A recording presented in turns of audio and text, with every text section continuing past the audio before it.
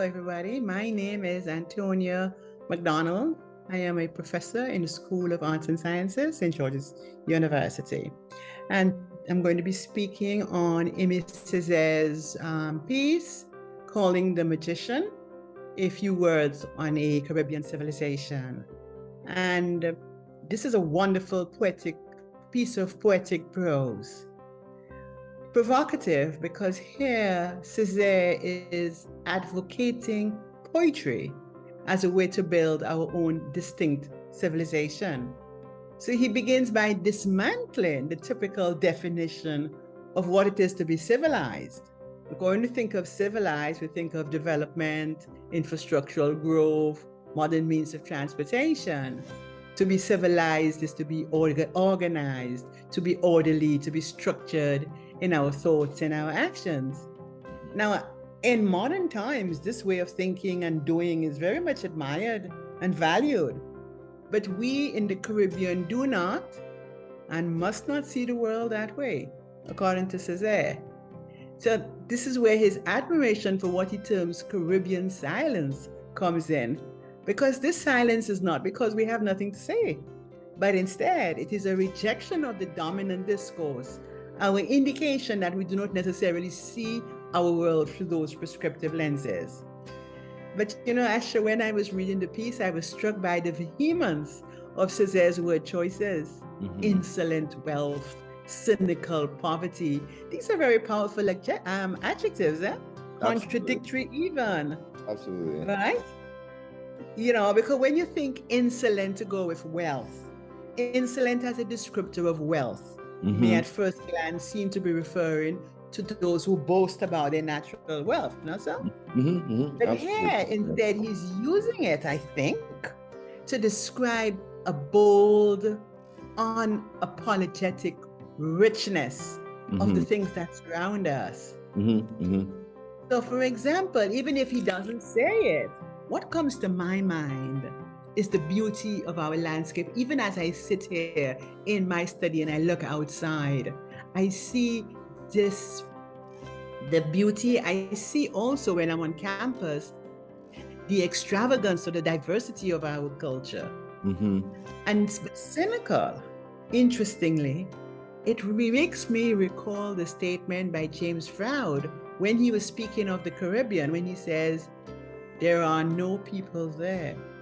So this dismissal of our realities, when Froude does that, this dismissal of our realities, of our culture, of our ways of thinking that are marginalized, negated, simply because they do not subscribe to a Eurocentric notion of what the world ought to be.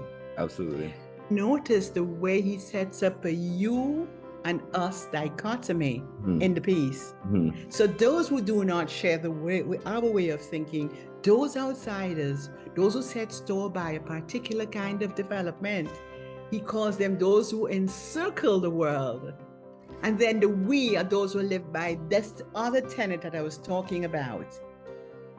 We embrace the world warmly, right? And so what is advocated is the appreciation, the valuing to me of the mystery of the world. So when we look around us, we see nature moving in harmony. We see the rise of the fat moon, the smell of rain on a hot road, the awesome visual power of a Caribbean sunset. And it is our apprehension of those things around us. In our apprehension, we see ourselves not as dominating, right? But so we don't have to carve it out and cut it down and reduce it. No, instead we are dwarfed by it. We are humbled by it. We are humbled by the shock. That's what he uses the word shock, the shock of these natural phenomena.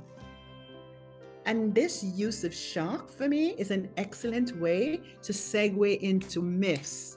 Because what he talks about when he talks about myths, these are the stories we create to celebrate that shock. And I say stories, but myth can be articulated in different ways, in paintings, in music. So what he's talking about is a way to animate our reality, to reconnect us to our origins. Only the poetic spirit corrodes and builds, erases and invigorates. And I was thinking here we could substitute creative for poetic. Because there is a sense that the creatives, the artists, the poets, the novelists, the musicians, the dramatists, they are all making and remaking the world around them. That is the magic. This dynamic transformation is really forces there what constitutes civilization.